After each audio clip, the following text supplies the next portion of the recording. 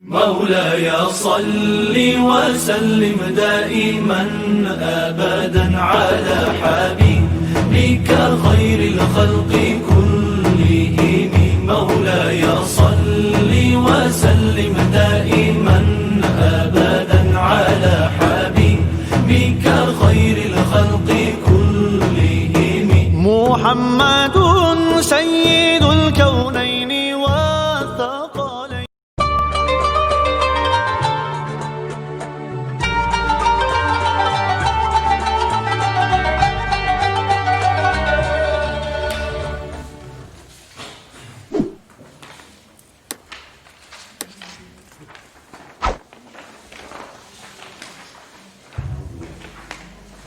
Bismillahirrahmanirrahim. Alhamdulillahirabbil alamin.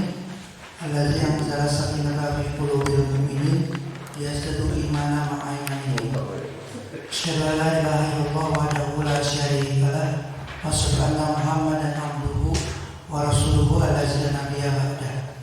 Allahumma shalli wa sallim wa barik ala sayyidina wa maulana Muhammadin Rasulillah sallallahu alaihi wasallam wa ala alihi washabihi ajmain. Amma ba'du. Rabbi zidna ilma warzuqna fahma. Allahumma barik lana fi bukurina. Jemaah salat subuh Masjid Istiqlal yang dimuliakan Allah Subhanahu wa taala.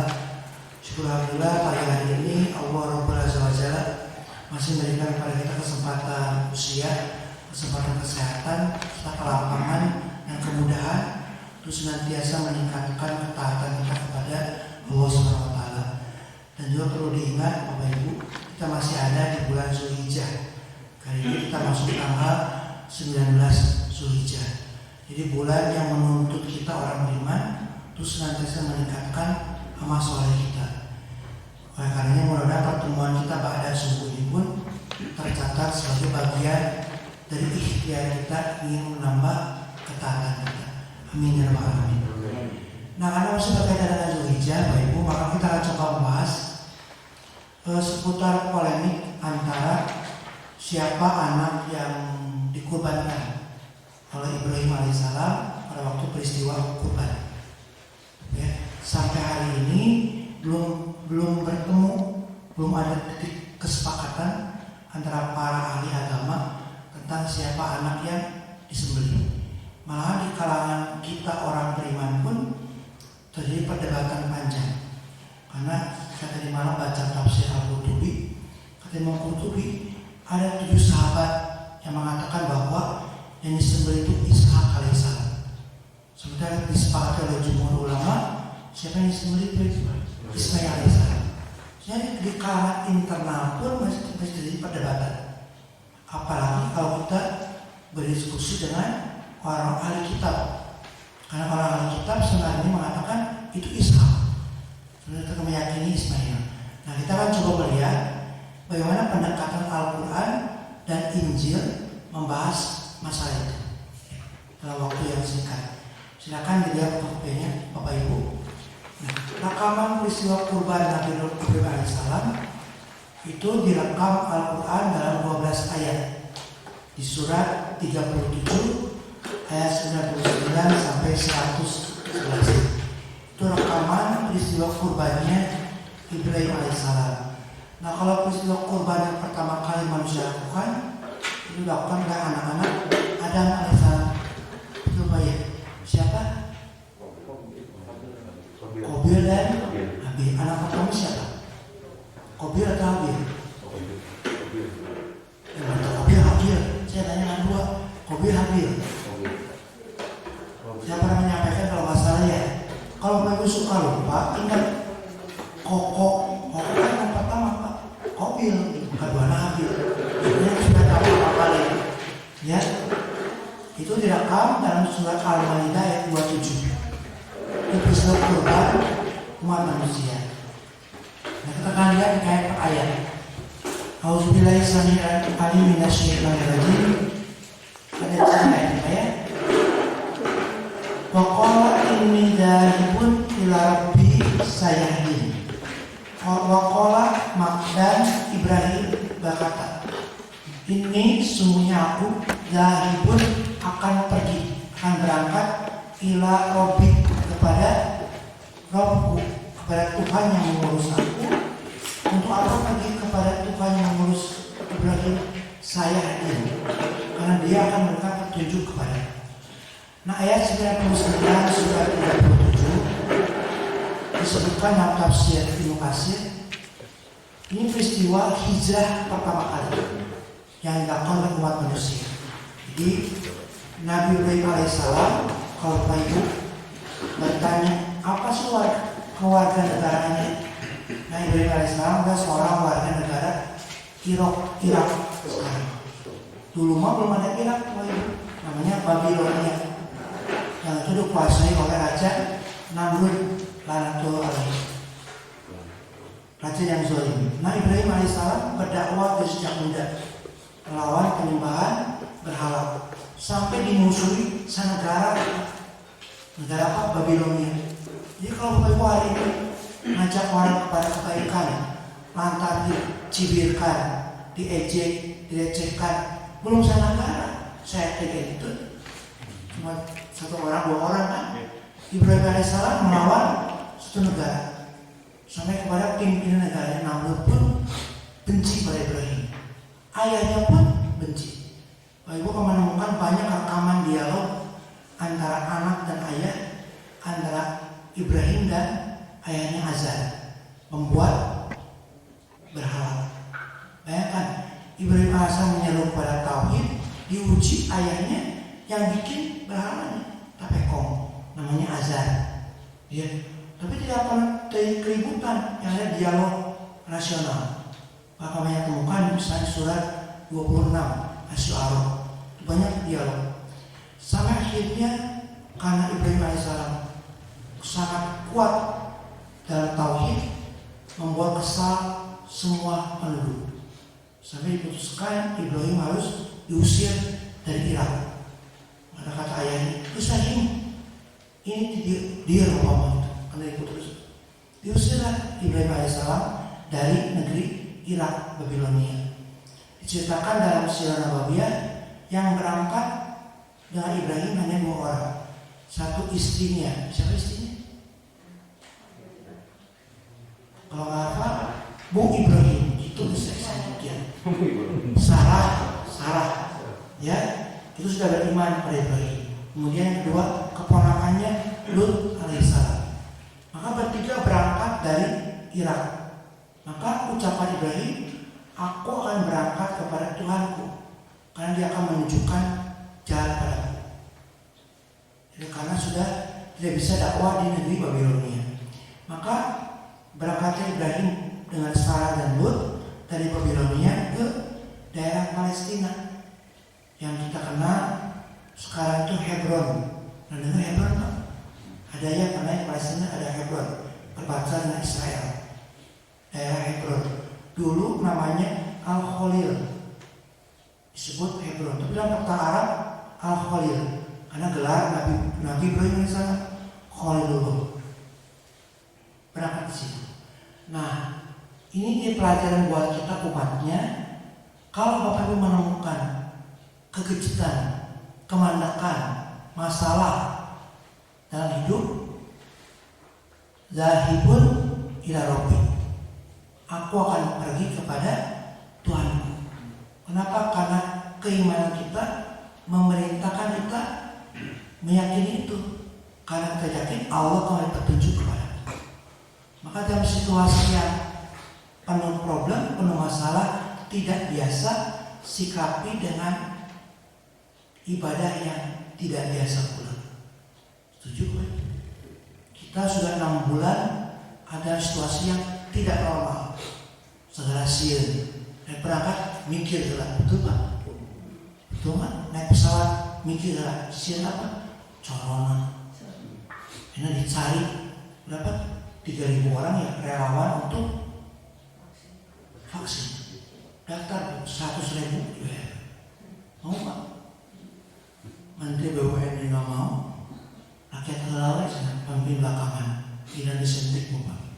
Dia nggak mau. Maka kalau Bapak Ibu hari ini ibadah biasa seperti tahun kemarin, keliru. Kalau kita ingin diubah takdir hari ini yang menjadi takdir yang normal kembali, new normal. Gimana caranya? Ibadah kudu gak biasa. Kita baca Quran harus lebih daripada tahun kemarin. Kita sholat harus lebih tepat waktu sholat wajib. Tahajud harus lebih kencang. Silaturahim harus lebih kuat. Sedekah harus lebih kerap. Gitu Pak. Kenapa? Karena gak biasa. Kan hukum alamnya itu ya. Yang tidak biasa sikapi dengan tidak biasa pula. Kita menunjukkan keinginan ditolong oleh Allah SWT. Lisan mengatakan ya Allah tolong hamba, tapi perbuatan tidak menunjukkan gestur itu. Gesturnya harus sama dengan ucapan kita. Kalau ingin ditolong, tunjukkan apa sih sikap kita ingin ditolong itu dengan ibadah yang tidak biasa. Ya, lanjut. Nah, di tengah kegalauan ada di negeri orang di Palestina, di Hebron, maka Ibrahim alaihissalam berdoa, Robbi habli minas sholihin. Ini legend. Jadi masih suka baca. Saya doakan tiap sholat minimal baca doa ini, Robbi habli minas sholihin. Bapak ada yang bilang ini, Bu, anak saya masih gede, udah besar-besar anak saya mah, ngapain doain lagi? Tetap doain Pak. Kenapa? Kalau putra bapak ibu sudah menikah, doakan jadi suami yang soleh. Udah punya anak, doakan jadi ayah yang soleh. Putri bapak sudah menikah, putri ibu sudah menikah, doakan jadi istri yang soleh. Doakan jadi ibu yang soleh. Makanya doa yang abadi sampai mau memisahkan hubungan antara orang tua dan anak.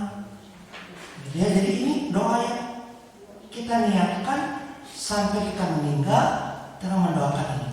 Robbi habli minas sholihin. Ya Tuhan, ini menunjukkan kenapa sih enggak Ibrahim menyebut ya Allah, kamu menunjukkan kedekatan.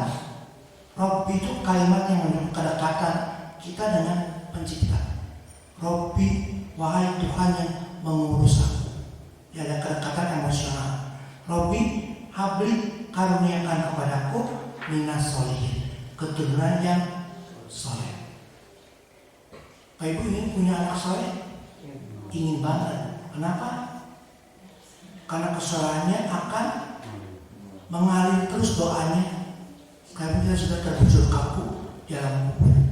Kubur itu kata Nabi SAW sempit dan gelap.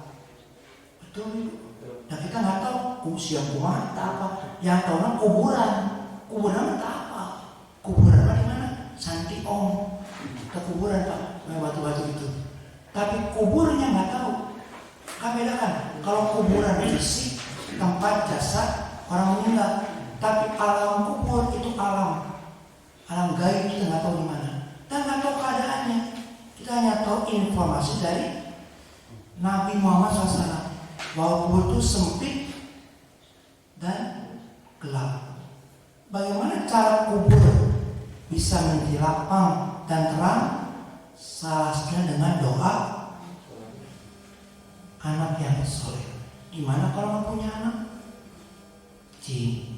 Punya anak gimana tuh? Anak sosiologis. Ya, anak itu ada anak biologis, nasab. Ada anak sosiologis, anak duafa, anak yatim piatu yang Bapak Ibu bantu dengan beasiswa untuk bisa sekolah. Dia menjadi anak sosiologis Bapak Ibu. Maka kalau dia berdoa mati kepada kita, maka perbanyak anak-anak binaan kita. Karena hari ini dunia pendidikan masih belum berpihak kepada semua anak. Banyak anak-anak SMP yang putus sekolah, bisa lanjut ke tingkat SMA. Banyak Pak, di Cimahi pun banyak. Maka Bapak Ibu cari kerabat dulu, saudara, family, terus cari tetangga terdekat. Siapa itu bantu. Insya Allah jadi anak sambung kita, anak sosiologis. Setuju? Mengharapkan Mendikbud luas kering, kita yang bergerak. Lanjut ya. Seorang nabi sekelas Ibrahim AS tetap berdoa, Robbi habli minasolihin. Apalagi kita yang tauhidnya jauh dari Ibrahim alaihissalam. Ya jangan lupa minimal tiap sholat baca Robi hablin minasolihin. Nah karena Ibrahim alaihissalam terus minta anak yang soleh, maka Allah mengatakan fabasyarnahu bigulamin halim, maka kami beri kabar gembira basyir kepada Ibrahim alaihissalam bigulamin dengan seorang anak yang halimin. Apa arti halim Pak? Bu? Di dia Pak. Apa arti halim? Apa Bu?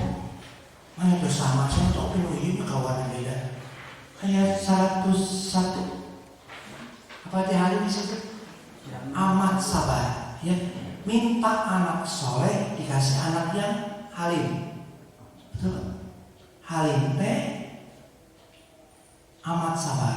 Nah halim kalau dalam Asmaul Husna yang maha penyantun, maha bijaksana, halim itu yang penyantunnya. Nah ulang dalam kitab Fathul Bari kata Ibnu Hajar Asqalani ada 5 tingkatan usia perkembangan seorang anak. Nah kalau yang pertama namanya janinun, Indonesia janin. Apa janin itu? Calon bayi yang belum keluar dari rahim ibu, namanya janin. Di bawah 0 tahun, itu namanya janin. Disebut janin karena dari kata janna yajunnu, artinya tidak nampak. Ya, maka orang gila dalam bahasa Arab disebut apa? Majnun. Kenapa majnun? Karena akal sehatnya tertutup oleh kegilaannya. Ya, Homer itu apa Pak? Minuman keras, bukan es batu. Minuman keras. Dari kata khimar, apa khimar? Penutup kepala. Kenapa Homer dikatakan minuman keras? Homer kalau menutupi akal sehat. Nasihat jin, nah jin Pak, jin tak nampak, betul nggak? Kenapa? Karena tidak kelihatan jin. Yang Bapak Ibu suka mulai apa namanya? Sugesti. Perwujudan jin. Saya pernah bilang Bapak Ibu ya, di mana pusat jin Pak? Di mana? Hati-hati Bapak kalau lewat daerah sana, itu pusat jin. Di mana? Leak ayam, lupa ayam puluh tahun melewat Jamplas. Ya, nah jadi janin itu tahap perkembangan pertama karena calon bayi. Yang kedua ada namanya sobiun. Nah sobiun bayi usia 0 sampai 2 tahun sobiun. Maka nisa sidian, itu bayi 0 sampai 2 tahun. Perempuan yang baby face, Sidian. Sobiun bayi usia 0 sampai 2. Nah ketika si anak masuk usia 3 sampai 5 disebut tiflun. Maka ada rodotul atfal, ada RA. Rodoh taman atfal anak usia 3 sampai 5. Bapak tuh bisa ke RA, kenapa ke sekolah? Taman, kelompok bermain.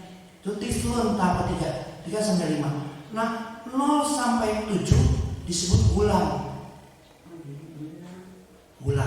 Gulam teh 0 sampai 7. Nah kalau di atas 7 kata orang masuk disebut usia sa'ya. Kita ketemu kata sa'ya. Sa'ya itu anak yang sudah bisa diajak cari uang, namanya sa'ya. Nah Ismail, kalau kita sepakat Ismail itu ketika usia sa'ya, usia anak menuju remaja. Banyak tafsir ada yang mengatakan usia Ismail 9 tahun, ada yang mengatakan 13 tahun. Kalau memang anak-anak menjelang remaja, itu usia sa'ya. Lihat. Tak muncul pertanyaan Pak, Kenapa Ibrahim minta anak soleh dikasih anak halim? Ya kami tanya kan Robi Habli mina solehin, tapi dikasih gulamin halim, anak yang amat sabar. Maka halim satu strip di atas sabar. Ini tingkatan makom ketakwaan. Halim di atas sabar. Kalau sabar itu masih marah, tapi menahan lisan tidak merespon, menahan tangan tidak bergerak, itu sabar. Sabar, apa? Hati nanggu, tapi tidak mau ngomong. Karena kalau orang yang marah, kalau dia ngomong akan menyakitkan. Betul nggak? Nyakit. Kalau tangannya bergerak akan melukai. Nah maka orang sabar masih marah, emosi, tapi ditahan. Paham? Jadi jangan kira orang sabar kita ngamuk, tapi ditahan. Maka dalam bahasa ulama, apa pengertian sabar? Al-habsu wal-kuf, menahan dan mengekang. Apa yang dikekang? Emosinya, dia tahan. Itu sabar. Nah kalau halimah beda Pak. Marahnya sudah hilang. Dia sudah mulai mau memaafkan, sudah mau mulai melapangkan, mulai memaklumi. Beda. Jadi maka halim setingkat di atas sabar. Jadi kalau Bapak Ibu diuji dan kesulitan terus menerus dalam hidup sampai pada tahap sabar imun, dia akan mulai masuk ke halim. Maka dia akan mulai berdamai dengan realita. Itulah halim. Mulai bisa menerima kondisi. Awalnya kita disuruh pakai masker, marah-marah. Betul nggak? Kenapa? Enggak. Enak ya enggak sama. Masih lepas. Tapi karena diharuskan 6 bulan, lama-lama jadi biasa. Rasanya. Nah, itu contoh kita akan masuk kepada halim.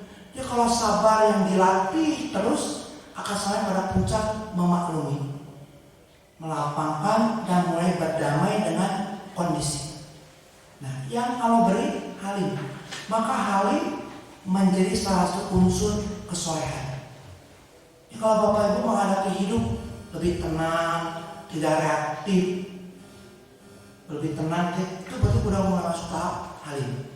Maka halim menjadi satu ciri kesolehan.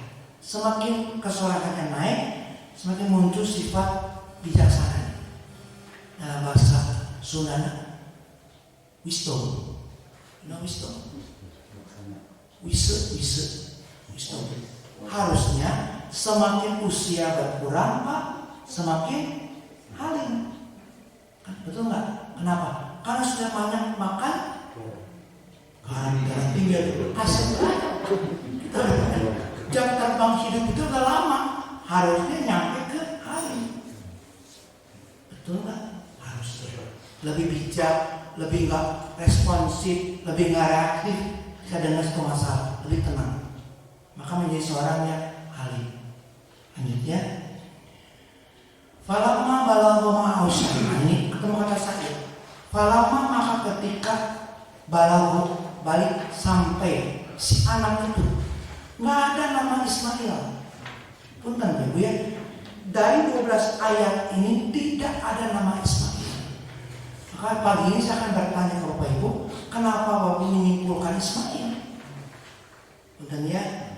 Terus ya, ngomong kelak tenang dan beres kan. Falamma ketika baru sampai siapa? Si gulam kita ya, ada Ismail. Ketika sudah sampai mahu kepada bersama dia Asakya usia saya si anak gulam tadi sudah sampai usia di atas 7 tahun. Qala maka Ibrahim berkata, ya bunaya. Apa artinya bunaya? Wahai anakku. Maka ya bunaya itu kalimat yang penuh emosi, kalimat panggilan yang penuh rasa. Saya berdoa mudah-mudahan Bapak Ibu punya panggilan rasa kepada anak. Mudah-mudahan. Ada nggak panggilan khusus buat anak yang tidak dipunyai orang tua yang lain? Ada nggak Pak? anak bapak namanya Joni dipanggil AA. Aneh kan? A, padahal Joni nama. Kenapa dipanggil A? A panggilannya A. Anak pertama, Bang. Ada yang panggil abang? A namanya Asep. Gitu loh. Nah itu kalimat sayang. Nah jangan sampai yang ada kalimat pelecehan. Ada nggak? Dasar bodoh kamu, karena kita bilang anak siapa kamu? Anak mama. Mama suka bodoh. Gitu. Kita harus punya kalimat yang penuh emosi. Termasuk Nabi pun ketika manggil istrinya Aisyah punya panggilan rasa itu. Siapa? Ya Humairo. Wahai yang kabareng-barengan. Karena pipi Aisyah merah merona. Nah, punyakah Bapak sebagai suami punya panggilan sayang buat istri? Punya nggak Pak? Menurut cantik pikiran lah Pak. Yang khusus dari memiliki suami yang lain. Only kita unggul Pak. Panggilan sayang. Tadi kita suruh tahu terserah. Bebek. Pokoknya mah panggilan penuh rasa. Nah Ibrahim bilang, ya bunaya, wahai anakku. Ini arok fil manami. Sebenarnya aku arok melihat dengan detail. Itu arok. Yaroa itu melihat dengan detail. Maka perintah sholat pun Nabi bersabda, Solu kama ro'aitu muni usoli. Kata ro'a, sholatlah kalian sebagaimana kalian melihat aku sholat. Maka urusan sholat, mohon maaf, harus ribuan kali kebaca bab sholat. Karena tidak boleh ada satu gerakan pun yang beda dengan Nabi. Karena kalimatnya ro'aitumuni usoli. Sebenarnya kamu lihat aku sholat. Berarti gak boleh ditambah, gak boleh kurang. Setuju? Apa sedekap? Tak apa karena hadis. Kira ini namanya apa? Namanya apa Pak? Namanya kita sudah apa? Perlu 60 hari bukan sedekap. Kata Nabi namanya siapa? Tidak lebih dari kata itu siku. Kalau ibu sedekap, sini boleh di pergelangan, sini boleh. So tumani namanya di mana? Kan tiap orang beda nyamannya. Ada yang nyaman di sini ya, ada di sini, ada di sini. Sini boleh, sini kau boleh lebih. Kalau lebih mana? Tidak rohai murni, tidak sama seperti Nabi. Maka pentingnya kita ngaji bab sholat. Penting nggak? Penting. Karena pesananku itu, sholat kamu seperti kamu lihat aku sholat. Lihat di mana? Lihat di hadis. Karena Nabi sudah wafat. Bagaimana bisa Bapak Ibu ingin sholat yang benar tapi tidak mau belajar hadis? Gak bisa. Karena semua direkam dalam hadis. Betul? Sedekap najin ada di mana Pak? Ada yang di atas, ada di tengah, ada senyamannya Pak Ibu. Ada yang di bawah, ada di bawah perut. Ayo kan nanggui, dan nanggui. Di atas ada kaca kekmal. Di sini ada. Masa Nabi sholat rupa-rupa Pak? Gak mungkin kan? Maka hadis akan memberikan petunjuk kepada kita Pak. Gimana cara Nabi menyimpan lengannya? Nah, kita hanya bisa tahu lewat kajian hadis. Setuju? Karena Quran mah garis besar. Rukula, sujudlah. Gak ada gambarnya. Kumaha rukuna, kumaha sujudlah. Tapi hadis menggambarkan itu. Nabi kalau ruku, tangannya mencengkram lutut, menyanggahkan tubuhnya ke lutut. Itu rukunya Nabi. Dan seperti kalau gelas disimpan rata punggungnya. Nah berarti petunjuk hadis kan. Ada nggak yang sholat begini?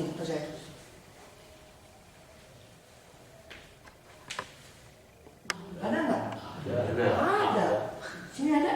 Ada nih cangkeng. Harusnya gimana kata Nabi? Kalau buku jatuhkan dengan bebas. Tuh, ini numpuk ke lutut. Mau air lutut nak? Air lutut? Ayah punya ayah. Ini usahakan lurus.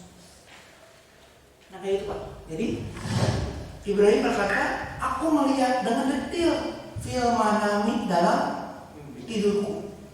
Nah, Ibnu Abbas radhiyallahu anhu berkata dalam hadis riwayat Hakim dalam kitab Al-Mustadrak, kata beliau, ru'yal anbiya'i fil manami wahyu. Kata Ibnu Abbas, mimpi setiap penglihatan Nabi dalam tidur adalah wahyu. Maka Nabi SAW, semua Nabi dan Rasul kalau diberikan mimpi itu adalah wahyu. Jadi cara wahyu Allah turun seharusnya lewat mimpi. Nah karena Bapak Ibu bukan Nabi, jangan percaya mimpi. Betul? Aduh, tadi malam saya mimpi benar-benar bau. Oh, banyak. Wah, rezeki ya Pak ya. Boleh nggak? Boleh kalau karena musuh Pak ya. Mana bisa orang laut ke musuh Bapak? Boleh nggak percaya mimpi? Tak boleh. Maka para orang tua bilang mimpi adalah apa juga? Kenapa bunga sih Bang? Boleh nggak saya ganti kembang tidur? Emang kembang tahu? Jadi nggak boleh kita percaya pada mimpi karena bukan nabi. Nah kalau mimpi setiap nabi kata Ibnu Abbas adalah wahyu. Termasuk mimpinya Ibrahim alaihissalam. Wahai anakku, aku melihat dalam mimpiku, ani sungguhnya aku adbauka harus menyembelih kamu. Kata Ibrahim, fanzur madza tara. What your opinion? Apa pendapatmu, wahai ulang? Nah, jadi Bapak Ibu harus mengubah pola didik, pola asuh ketika anak sudah mulai pindah ke usia saya. Ya kalau anak Bapak Ibu sudah mulai kelas 6 SD, mulai SMP, mulai SMA, harus diubah pola asuhnya menjadi dialogis. Seperti Ibrahim bilang, fandur mazataro. Apa pendapatmu? Tapi di bawah 7 tahun adalah instruksi militer. Karena kita menanamkan fondasi.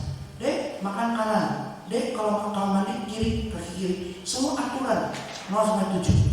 Udah lewat 7 jadi dialog. Jadi pahami? Kenapa? Karena si anak sudah kenal lingkungan yang lain. Dia kenal orang tua temannya. Dia lihat suasana rumah temannya. Punya pembanding. Maka aturan itu dibuat bersama. Maka gak mungkin ini. Iya, bayangkannya Ismail, Ibrahim ke Ismail. Iya, ke dia. Kamana Pak? Duduk-duduk. Kira saya ngomong gitu Pak. Tapi tanya dulu, fantur mazataro. Apa pendapat kamu? Kenapa? Karena si anak tadi sudah masuk usia saya. Usia mulai masuk remaja. Maka si pola didik menjadi pola yang penuh dengan kompromi. Silakan Bapak. Bapak Ibu bikin aturan. Dek, Papa pengen kamu pulang ke rumah jam 5 sore. Maghrib tadinya. Jam 5 mandi, siap-siap sholat maghrib. Anak nawar nggak? Umumnya nawar. Mau jam 5 atau 5:30. Anak menawar wae kalau aturannya. Lalu Bapak Ibu kompromi, sok steng-steng 5 seperempat. Ada titik tengah. 15 menit turun, 15 menit naik. Paham Pak? Maka disepakati. Nah begitu udah ketemu 5 seperempat, tanya anak, kalau ada pulang lebih dari masuk apa hukumannya? Suruh siapa yang buat? Si anak, bukan kita. Maka kita menanamkan anak pelajaran tentang apa? Komitmen pada janji. Maka anak bilang, ya lama sok. Kalau ada pulang lebih dari jam 5 seperempat, potong gaji adik. Harus gaji? Kan gaji jajan, potong gaji. Ini kan komitmen. Dibuat oleh anak yang bukan oleh kita. Nah, mungkin selama ini kita menganggap anak kita kalau dia udah besar, tetap anak kecil. Itu nggak tahu. Instruksi terus, maka anak gimana Pak? Bebal, malas dengannya. Karena udah masuk usia saya, kita perlakukan dia dengan penuh instruksi. Anak akan melawan. karena sudah punya pembanding lingkungan di luar rumahnya. Ya, kolak. Siapa kolaknya? Si Gulam tadi menjawab, ya abadi, wahai apa abadi? Dong ya saya, ini fotokopian atau tulisan Maya bisa ini. Ya abadi, wahai kenapa Ismail? Kenapa Gulam tadi bilang ya abadi? Karena dimulai oleh ayahnya, ya bunaya. Nah, karena ayahnya manggil ya bunaya, anaknya merespon dengan ya abadi. Maka respon anak kita hari ini adalah reaksi dari sikap kita. Setuju? Kalau nyuruh anak, ambil ke kesempatan, maka si anak pun, iya, insya Allah diurang Pak. Maka boleh nggak saya bilang anak kita adalah kopian kita? Boleh? Ya, kalau Bapak Ibu hari ini lihat anak yang belum sesuai harapan, itulah potret kita. Potret negatif kita sebagai orang tua. Jangan pernah menyalahkan anak-anaknya bersih. Siapa yang ngasih warna? Kita orang tua. Kita mengakui Pak, jangan pernah nyalahin anak. Tapi kita yang ngasih warna ke anak. Maka Ismail pun menjawab ya abadi karena diundang oleh ya bunaya. Bapak Ibu masuk kamar anak udah usia saya, udah SMP, ngetuk dulu nggak masuk kamar? Bu, masuk kamar ngetuk dulu nggak? Mulai pantauan, ngetuk nggak? Ketuk. Mau mulai masuk, ketuk. Kan dia udah masuk usia saya. Si anak masuk, nggak dikunci, nah udah ada izin kan masuk. Maka anak Bapak Ibu dipastikan kalau masuk kamar Bapak Ibu akan ngetuk. Kenapa? Dicontohan. Setuju? Tapi kalau kita selonong boy, ibu selonong girl, masuk. Maka anak akan masuk kamar Bapak Ibu dengan tanpa permisi. Bapak Ibu marah, cik ngetuk Bapak kayak ngetuk. Itulah realita yang kita alami. Ya, jadi itulah potret kita. Gue banget. Iya betul ya. Dulu saya pernah cerita, saya pernah beli kaos di Ramayana dulu. Waktu anak saya masih SD, tulisan gue ayah banget. Ayah tulisan. Gue mama banget. Dan itu potret kita. Ya. Apa kata anak tadi, Ibu? If'al ma'tukmar. Ayahku, lakukan apa yang diperintahkan. Ini menjadi unik. Kata Ibrahim, anakku, aku disuruh nyembelih kamu dalam mimpi. Harusnya jawaban orang tadi apa? Sok ya, sembelih aku. Tapi jawaban anak tadi apa? If'al ma'tukmar. Lakukan apa yang diperintahkan. Maka ketaatan anak tadi bukan karena soal disembelih atau enggak, tapi soal perintah yang turun kepada ayah. Nah, saya tanya Bapak Ibu, ada enggak anak seperti Ismail zaman sekarang? Ada enggak anak Bapak Ibu soleh digontor sekolahnya, pas pulang liburan karena corona kesini, pagi-pagi ibu bilang, dek duduk dek bentar. Kenapa mah? Mama teh kedemun cik didinya. Gimana kata anak? Assalamualaikum. Baik di nonton. Ya, saya tanya, ada nggak anak seperti Ismail zaman sekarang? Kalau jawabannya tidak ada, untuk apa Allah cerita? Ingat Pak, Quran bukan dongeng, tapi kisah. Kisah itu adalah cerita yang harus diambil pelajarannya. Maka akan sangat mungkin ada anak-anak seperti Ismail. Kita mengambil hikmah, kenapa Ismail bersedia disembelih? Itu pertanyaan dia. Kenapa Pak? Saya pernah bahas kalau tahun kemarin. Karena si anak tadi trust kepada ayahnya.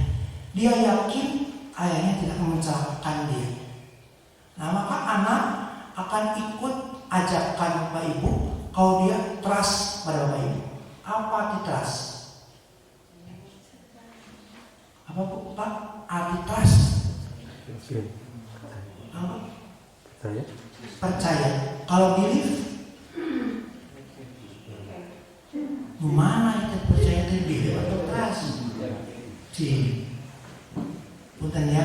Kalau belief percaya, tapi kalau trust percaya sehingga mempercayakan. Maka trust kayak panah, stresnya lebih kuat daripada, betul apa panah? Tucan Olin. Trust itu lebih kuat dari belief. I trust you, lebih kuat stresnya, betul ya panah ya? Saya percaya maka saya mempercayakan. Saya mengemudi. Kata Pancet, saya titipkan kunci rumah ke saya. Wah, saya bukan tidak percaya tapi itu trust. Enggak. Bapak naik mobil ke mall yang baru, diparkirin tuh, karena sama tukang parkirnya. Enggak, tapi percaya. Trust, percaya, kenapa gitu? Gini, percaya, karena trust. Kita percaya dia akan nempatin mobil dengan baik. Nah, iman itu adalah trust, bukan belief. Iman itu trust, bukan belief. Kalau dia yang percaya, aku percaya Allah sebagai Tuhan, harus jadi trust. Percayakan hidup kita pada Allah. Betul nggak Ibu? Kalau kita percaya Allah sebagai Tuhan, cik percaya ke tolong lu. Karena yakin Allah yang ngurus saya. Jangan pernah meragukan kemampuan Allah masih risih sama kita. Kalau kita semakin banyak keluh, nggak trust, baru belief. Orang musyrik maka pun belief. Orang musyrik pun percaya sama Allah kan. Ketika dia minta juga kepada selain Allah. Betul nggak Pak? Apakah iman kita mau disamakan dengan orang musyrik? Jangan dong. Tunjukkan trust. Asyhadu anna Muhammadan Rasulullah. Aku bersaksi Muhammad utusan Allah. Sing trust itu. Tong segala ditanya. Sunnah ragu-ragu segala ditanya. Kenapa sih? Maka ada tangan kanan apa bedanya tangan kiri? Kan percaya. Kenapa? Tidur harus ke sebelah kanan. Kenapa Bu? Pak? Kenapa Nabi ngajarin tidur ke sebelah kanan dulu? Kenapa? Karena kecil. Katanya diafragma jantung makin lebar sehingga pernapasan semakin baik. Kalau nggak baik, tetap kanan atau pindah? Baik. Gue seminggu akan wae, anggar nyeri wae dah dapat. Naik kaki kiri kanan dulu. Tetap kanan, kenapa Bu? Sani nawatona. Maka sani nawatona tidak menunggu akal membenarkan. Nah kita hari ini orang yang sering bertanya kila wakola. Terus nggak suka sama orang kila wakola. Dipertanyakan yang sudah jelas Qurannya, sudah jelas hadis sahihnya, terus dipertanyakan. Intinya orang yang melakukan. Betul nggak? Pak emosi gitu. Bisa.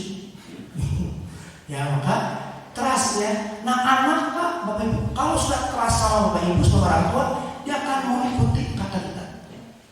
Mungkin hari ini kita banyak ngomong, banyak nasihat, tapi anak semakin jauh. Kenapa? Belum trust.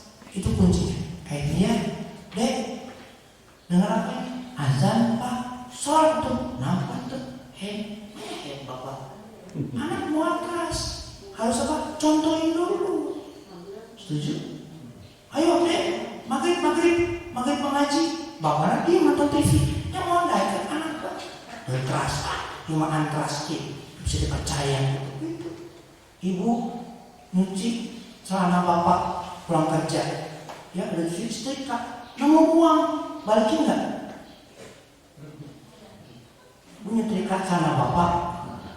Nemu uang, nah ganjel. Kalau dibalikin ke Bapak nggak? Tergantung jumlahnya. Punya anak kemarin, balikin. Balikin Bu, bukan hak Ibu. Betul nggak? Maka begitu Ibu balikin, Pak, lupa ya uang ada ke mamah itu sore mau dibalas langsung ke Allah.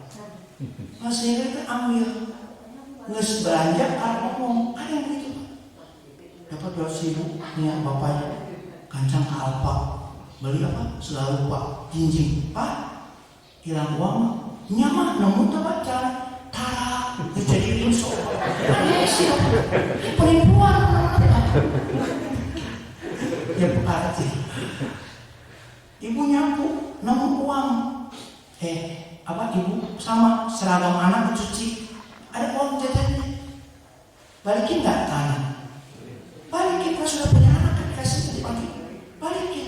Maka anak diajarkan tentang honesty, kejujuran tanpa teori. Maka anak ketika sedang main ketemu uang logam di bawah kursi, dia nggak akan ngambil. Dia bilang, "Ma, ini uang siapa?" Kenapa? Karena kita ajarkan. Setuju? Daripada bapak ngomong, situ, tadi contoh uang bisa. Perlu audio, perlu visual hari ini. Nah, anak bangsa Indonesia kurang contoh. Setuju? Bangsa kita kurang panutan, kurang contoh. Maka begitu muncul tokoh, langsung jadi panutan. Karena Indonesia miskin kepada panutan. Itu contoh yang jelek-jelek. Hari ini, fitnah zaman, ya sabar. Nah, saya jadi munculkan kelas. Tahu benar. Nah, kata Ismail, satajiduni insyaallah minas sabirin. Nanti ayah akan melihat aku termasuk orang yang sabar. Kenapa nggak halim?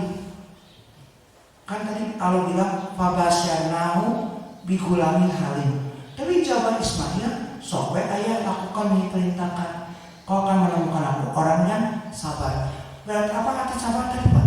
Ditahan. Maka secara emosi Ismail bertanya, ini apa perintah apa? Karena melawan rasionalitas. Masa saya sembelih?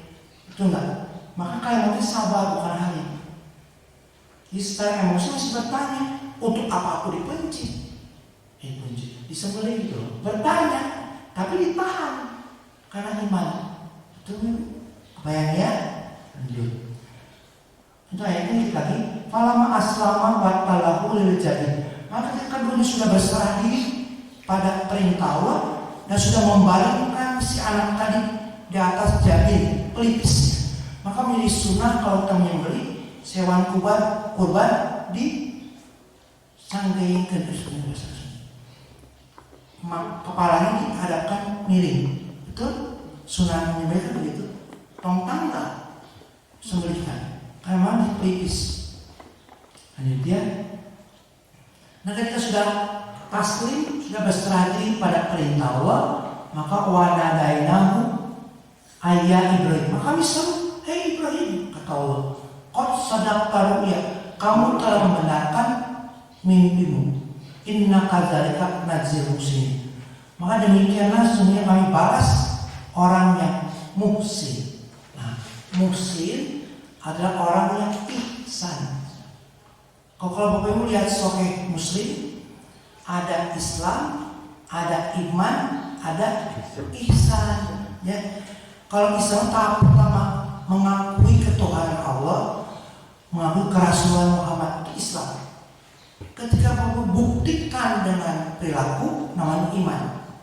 Maka iman meminta bukti. Kan Islam pengakuan. Orang syahadat Muslim, betul kan? Kalau dia udah Muslim, sok sholat itu. Nah, sholat adalah wujud iman dia. Maka iman dikatakan membenarkan dengan qalbu, diucapkan dengan lisan, wa mengucapkan apa dengan perbuatan. Maka iman adalah perbuatan. Nah, kalau udah Islam udah, iman udah, kita masuk tahap ketiga, ihsan. Apa itu ihsan? Membaguskan. Maka tiap hari kita merasa kurang bagus, maka terus mencoba memperbaiki. Maka ihsan adalah pekerjaan yang tidak pernah berhenti sampai kita meninggal. Jangan pernah merasa sudah ihsan. Kalau orang sudah merasa baik sholatnya, dia akan berhenti belajar. Betul? Maka ihsan harus dikembangkan. Nah, dalam pengertian akidah, ihsan itu apa? engkau beribadah seperti engkau melihat Allah, antak budawaha karena taruku fa'in lam taruku fa'inahu yaraka. Sekalipun wajib tidak mungkin melihat Allah, tapi Allah melihat kita. Muraqabah itu pengertian akidah. Tapi pengertian syariat apa itu ihsan? Senang kepada kebaikan. Dimanapun, kapanpun, apapun bentuknya, Bapak Ibu senang berubah jadi kebaikan. Jadi jangan Bapak Ibu, jangan niatkan baik cuma di masjid azikro. Di rumah pun pengen baik, di pakusarakan pengen baik, di pasar rewas pun pengen baik. Rewas kan? Kenapa? Karena kita meninggal nggak tahu di mana. Betul Bapak Ibu? Tahu Bapak Ibu di mana meninggal? Nggak tahu. Bisa jadi di pakusarakan, bisa jadi di pasar kaget. Nah, jadilah orang yang ihsan. Meninggal dalam keadaan sedang berbuat baik. Ya, lanjut. Kemudian ayat mengatakan, Inna hadzal laqwa balun. Allah sendiri mengakui Ibrahim ini balakul mubin, ujian yang benar-benar nyata. Anak tadi Pak ditunggu oleh Ibrahim puluhan tahun. Ketika hadir, kebayang gembiranya Ibrahim. Kebayang apa? Dinantikan puluhan tahun, anak begitu diberi, gembiranya luar biasa. Karena penantian panjang. Maka sesuatu yang ditunggu panjang, buahnya akan manis. Bukan apa itu kita menunggu surga yang lama. Jangan surga yang sekarang. Betul nggak? Akan terasa lebih tenang ke emosi. Karena anak tadi ditunggu puluhan tahun, begitu hadir KB benjokin. Bahasa Jawa terlena. Maka Allah nggak mau, kalau itu kata Nabi, macam buruk, nggak mau dibuahkan. Kalau uji, ambil semuanya. Cek apa yang jadi Ismail dalam hidup kita, Pak Ibu? Banyak. Watak. Di empat apa?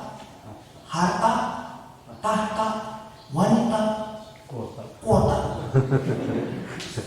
Kuota habis jam 11 malam, ngincit keluar. Kalau itu bisa chattingan. Lu tau chattingan apa? Ngecek.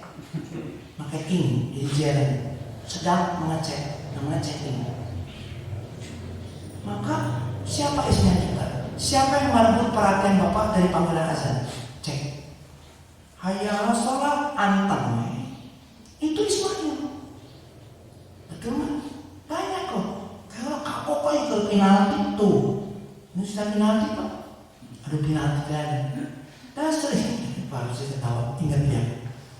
Dan sering kali Pak, kebodohan kita didukung oleh logika.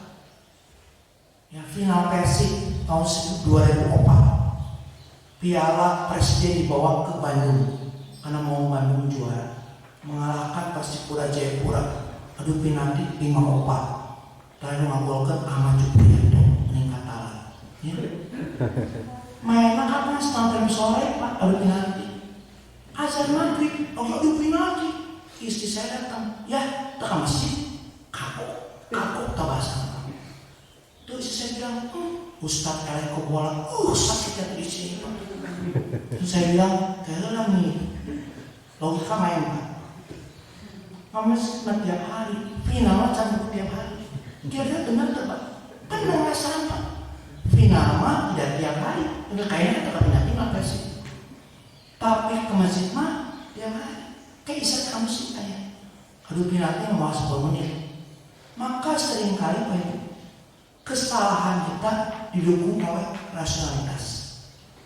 Maka beragama jangan hanya mengandalkan rasionalitas. Itu enggak. Iman bicara rasional tidak, tapi rasionalitas akan mendukung iman. Paham ya?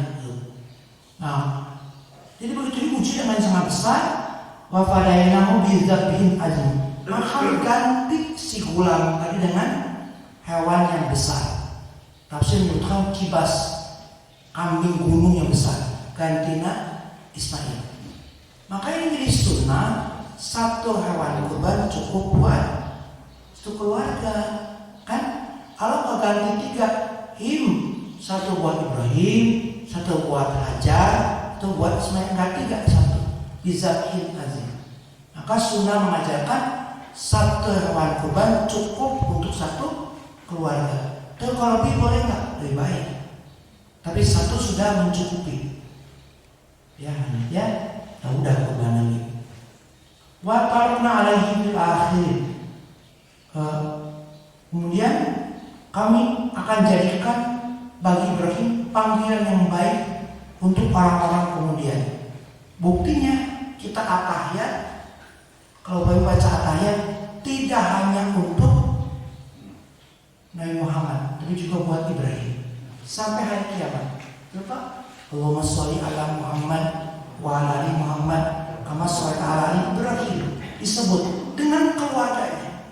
Wa ali Ibrahim. Siapa keluarganya? Istri dan anaknya. Itu ya. Itu janji Allah. Nah, kita masuk. Nah, yang dibicarakan ke sebelah kanan, Pak.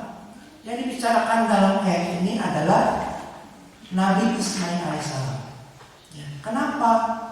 Karena nama Ishak baru mulai disebut Allah di ayat berikutnya 112 dan 113. Ada apa? Fa wa basyarnahu bi Ishaq nabiyyan minas shalihin. Dan kami beri dia kabar gembira dengan kelahiran Ishak, seorang nabi yang termasuk orang-orang saleh. Tidak mungkin secara uslub atau sunnah ayat anak yang baru dikabarkan akan diberi tiba-tiba sudah disembelih.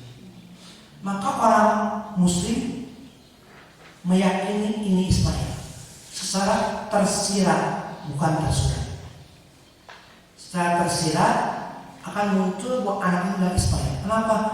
Karena Ishak mulai muncul di ayat 112. Itu pun baru kabar gembira, belum lahir.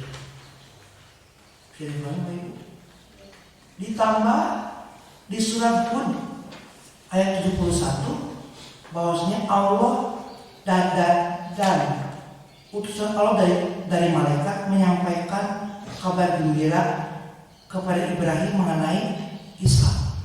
Ishak akan melahirkan Yakub. Coba ingat Pak, Ibrahim, Ishak, Yakub, terus anak Yakub siapa? Yusuf. Anak Yusuf tak apa. Maka diberi kabar Ishak akan melahirkan Yakub. Maka sungguh tidak masuk akal Ibrahim diperintahkan menyembelih Ishak pada Ishak masih kecil. Dan Ibrahim telah meyakini bahwa dia akan tetap hidup ketika anaknya Yakub lahir. Ya, untuk halaman 2 Pak, supaya selesai. Lalu kenapa Alul Kitab orang yang berasal meyakini itu Ishak? Kita lihat ayatnya Pak, halaman 2 ya. Di surat Kejadian, ini Alkitab ayat 16 pasal 15 dan 16. Jadi kalau kita makan Al-Baqarah, Ali Imran, An-Nisa, Al-Maidah. Nah kalau dalam Injil mah Kejadian, Keluaran, Imamat, Bilangan, Ulangan. Itu perjanjian lama, Taurat. Kalau yang baru Matius, Markus, Lukas saja. Ini nama surat. Nah di surat Kejadian 16 pasal 15 dan 16 ya kayaknya. Lalu Hagar, siapa Hagar? Hajar, beda dialek. Maka dalam terjemahan Alkitab Indonesia disebut Yesus. Padahal dalam Holy Bible sebutannya Esau. Dengan lisan disebut Mesias. Dalam logat Arab Al-Masih. Ini sama saja Pak. Tapi beda dialek. Maka lalu Hagar, nama Hagar di orang mah hajar kan, melahirkan seorang anak laki-laki bagi Abraham. Siapa kan? Ibrahim, itu Abraham. Dan Abraham menamai anak yang dilahirkan Hagar itu Ismail. Abraham berumur 86 tahun ketika Hagar melahirkan Ismail baginya. Catat ya, di waktu Ismail lahir, Ibrahim umur 86. Kemudian Kejadian 21 pas ayat 5 dan 6. Adapun Abraham berumur 100 tahun ketika Ishak anaknya lahir baginya. Catat, ada jeda berapa tahun? 100 potong dalam 6 sebenarnya 14. Jeda antara Ismail dan Ishak. Ya. Ketika Ishak anak lahir baginya, berkatalah Sarai. Siapa Sarai? Sarah. Allah telah membuat aku tertawa. Setiap orang yang mendengar kan tertawa karena aku. Kenapa? Masa nenek-nenek sudah tentu usia masih bisa melahirkan. Sarah tertawa, guyon ini mah. Karena udah usia 80 tahun, masa melahirkan? Berapa usia aman baru melahirkan Indonesia? Berapa bu?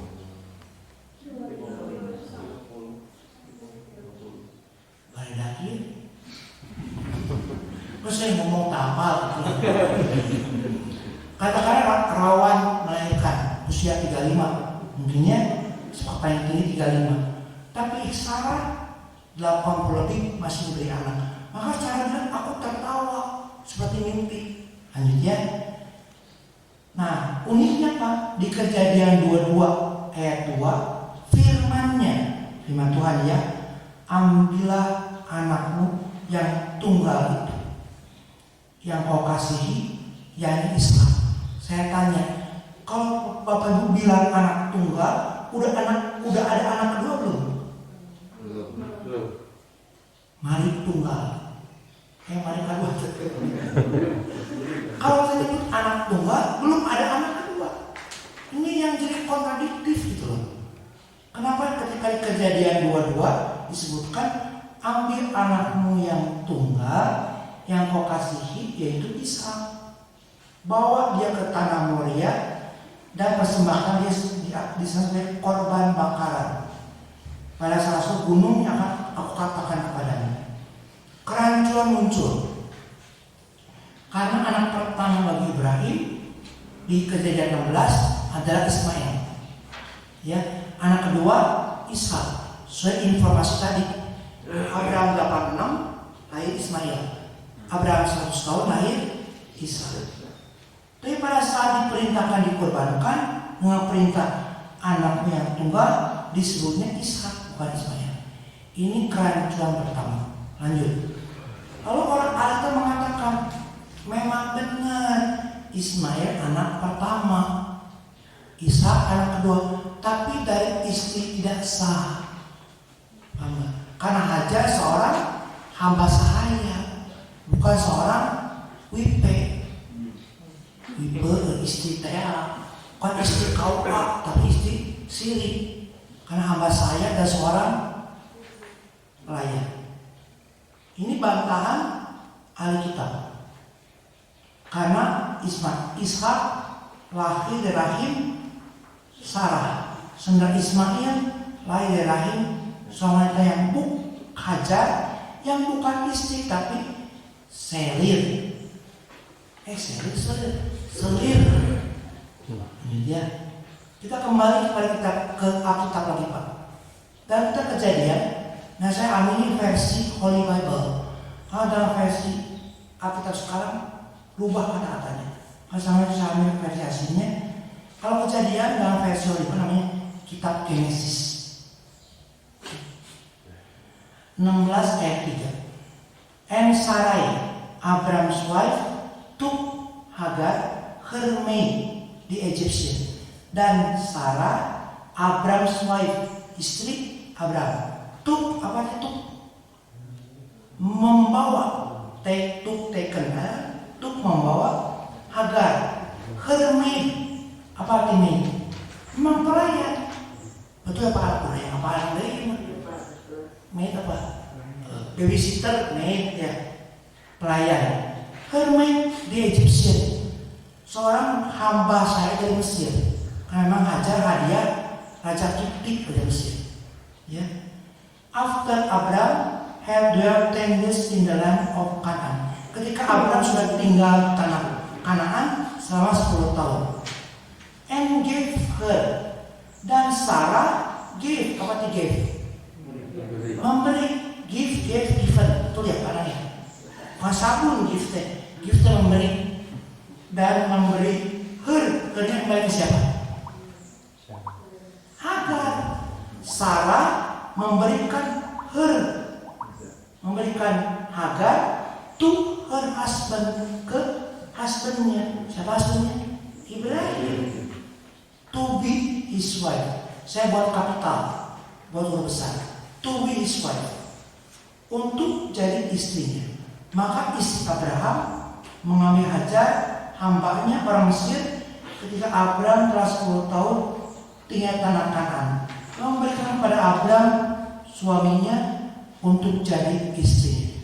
Tidak ada kamus terjemah manapun yang menerjemahkan wife selain istri.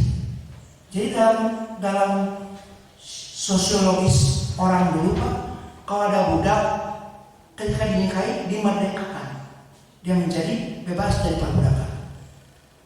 Maka ketika Hajar direkomendasikan oleh Sarah untuk dinikahi, maka status Hajar berubah dari maid menjadi wife. Kata siapa? Kata Alkitab. Kata kitab Kejadian, bukan kata Quran. Betul? Jadi alasan mereka bahwa Hajar adalah seorang istri dasar terbantahkan oleh kitab Kejadian 16 ayat 3. Maka kita tidak pernah melihat Pak Sarah bertengkar dengan Hajar. Kenapa? Sok saya Bapak. Bapak mengajukan proposal ke istri, mau ngambil sekretaris kedua.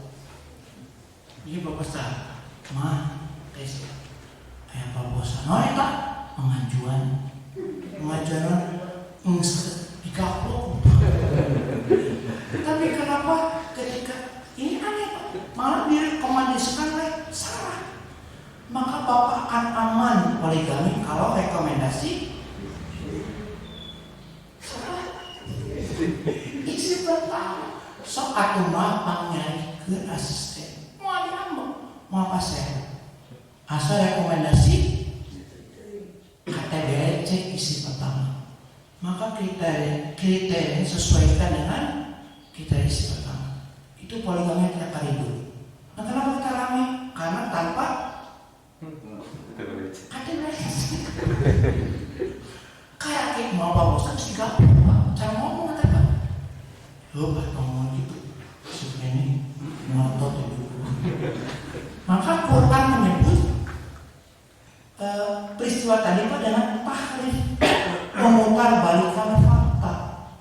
Maka surah An-Nisa ayat 46 disampaikan minal ladzina hadu yuharifuna kalimat an mawadihi ila ayat akhir. Orang-orang Yahudi mereka mengubah perkataan dari tempat-tempat mereka. Jadi tukar-tukar. Lalu muncul pertanyaan, kenapa para pendeta bodoh kecelek oleh ayat ini? Kenapa? Inilah makar Allah. Allah membuat mereka lupa dan terabaikan ayat ini, sehingga menjadi dasar pembuktian bahwa ada yang diubah dalam isi Alkitab hari ini. Maka di dunia Kristen Pak, setiap tahun ada namanya konsili. Konsili teh muktamar. Ada muktamar para pastor dunia mengecek kesesuaian kitab suci dengan kondisi. Maka selalu ada perubahan. Contoh masalah babi Pak. Alkitab tahun 76 dari waktu gereja Pak dikatakan diharamkan untuk kamu binatang berkuku belah, termasuk baby. Ini baby, babi. Itu kalau Bapak lihat Alkitab hari ini beda. Diharamkan untuk kalian binatang berkuku belah, termasuk babi hutan. Jadi beda tuh Pak. Tadi kalau saya waktu Kristen, babi sekarang babi hutan. Jadi beda nggak? Beda. Bapak, ibu nggak boleh makan ikan. Semua ikan kan? Saya ganti. Bapak, ibu nggak boleh makan peda. Minum peda. Peda kan jadi beda. Berarti di luar peda boleh. Nah ini pemutarbalikan fakta. Nah Quran menantang manusia cari ada perubahan sejak 15 abad yang lalu. Tidak pernah. Kenapa? Karena menjaganya kita juga. Punten ya. Bismillah huruf ba. Berapa titiknya? 1 di bawah. Bapak iseng titiknya lagi jadi apa? Jadi iya. Pas di momen baca istilah itu bukan semestinya. Jadi siapa yang menjaga otentitas Al-Quran? Kita umatnya. Betul nggak? Maka kenapa bahasa Arab dipilih menjadi bahasa pengantar agama kita? Saya pernah sering bilang karena bahasa Arab bahasa paling susah untuk dimanipulasi. Dari bacaan pendek dipanjangin, rubah arti Pak. Panjang dipondokin, rubah arti. Makhrajul huruf salah, rubah arti. Ya betul nggak? Contoh. Washolli li rabbika wanhar. Hak kecil hak besar. Yang terbesar kecil. Cek Quran. Washolli li rabbika wanhar. Hak kecil hak besar hari. Kecil. Maka bacanya harus lembut, harus tarkib. Washolli li rabbika wanhar. Kalau Bapak Ibu baca wanhar, artinya beda Pak. Kalau nahru itu menyembelih, fasoli maka sholatlah li rabbika karena Tuhanmu, wanhar dan sembelihlah. Maka sunnahnya sholat itu dulu baru nyembelih. Betul? Bapak Ibu ganti bacanya jadi hal gede. Wanhar, apa arti nahru? Walungan. Ini walungan sungai. Tajri min tahtihal anhar, ada sudah mengalir sungai di bawahnya. Makanya Bapak Ibu baca fasoli ila bika wanhar, artinya maka sholatlah karena Tuhan dan susukan. Kan jadi beda artinya Pak. Itu mau diterusin. Kalau Bapak main ke Bandung Selatan, ada daerah Cipare namanya Jelekong. Apa Jelekong? Ada Sunan Nagri. Itu logatnya beda. Punten ya. Saya nyontohin. Badai kamana matobi. Badai kamana. Saya tanya, sama nggak artinya? Badai kamana? Sama. Tidak mengubah arti. Tapi kita boleh baca Maliki Yaumiddin dengan Malikin Nas beda. Dua harakat dengan masuk harakat beda. Makanya kenapa bahasa Arab dipilih jadi bahasa pengantar? Karena susah mau si mana dimanipulasi. Betul? Bahasa Arab ini bahasa pengantar kitab suci yang masih ada sampai hari ini. Ibrani sudah pernah. Seperti bahasa Sunda, Sunda lama. Udah buhun. Udah ada tapi sudah nggak berlaku. Sama dengan Ibrani, pengantar Bible dan Taurat udah nggak berlaku di Israel. Tapi bahasa Arab insya Allah forever ila yaumil ba'ats, sampai hari akhir. Kenapa? Karena jadi pengantar. Maka Quran menantang sok cari kelemahan Quran. Gak bisa. Jangan tetap sama. Harus kita yang menjaganya. Maka baca Quran memang kudu pakai ilmu. Ya, lebih baik tidak, lebih baik tidak hatam, dibacanya tartil. Itu Betul nggak Pak? Daripada hatam tapi bacanya tertartil, seenaknya. Ya, perlahan, tartil. Tapi terberes kenapa Pak? Karena Allah nggak nyuruh beres, menyuruh tartil. Warattil Qur'ana tartil. Saya pernah menyampaikan Bapak Ibu nanti, bentar lagi ya, 2 menit lagi Pak. Selalu bilang batas. Kenapa sholat kudu pakai bahasa Arab? Kalau Bapak ada yang bisa jawab, berarti tidak hilang ingatan. Nah, saya pernah menjelaskan kenapa sih? Saya dulu Pak ketika syahadat belajar sholat, saya protes kalau selesai. Kenapa kudu pakai bahasa Arab? Saya nggak bisa bahasa Arab. Lidah orang Cina pendek, dia cadel nyebut Arab. Lalu pendek Pak, suruh belajar Arab susah, dia harus susah. Saya mati-matian susah belajar bahasa sholat karena nggak bisa bahasa Arab. Sampai saya tulis di karton Pak, puntennya pakai Latin, Al-Fatihah tulis pakai Latin. Saya simpan kalau saya sholat di bawah. Untung terlibat wangi. Saya baca, terus saya tempel di dinding kamar. Kalau saya tidur saya baca. Saking susahnya, pakai Latin bukan Arab. Nah, saya baca bahasa Arab mana? Dijiplak. Saya pengen bisa bahasa Arab, saya jiplak Qurannya. Saya tulis ngikutin. Susah. Saya komplain ke Ustaz. Ustaz kenapa aku udah pakai bahasa Arab? Indonesia, Allah Maha Besar. Kan mati semua. Kenapa harus bahasa Arab?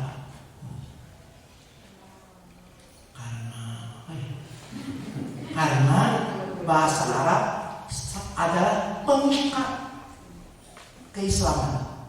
Nah, kalau Bapak ke Jepang, saya berjamaah, adanya sama nggak? Ayah anak sholat sama. Membeda cuma pas Jepang, tengah itu Bapak. Ada jatuh, karena Arab mengikat. Dimanapun mau ada di Islam tanah air Bapak. Setuju? Ke Amerika, ikut sholat berjamaah, imannya baca Fatihahnya gimana? Ya bahasa Arab. Mau bahasanya itu kemana? Ini untuk Allah dengar. Gitu loh. Apa? Bapak ketemu orang luar negeri, dia ketemu orang Jepang. Assalamualaikum. Jawab orang Jepang apa? Waalaikumsalam. Ustaz, pengerti Pak. Mau mungkin bahasa Jepang, betul nggak? Aduh, saya.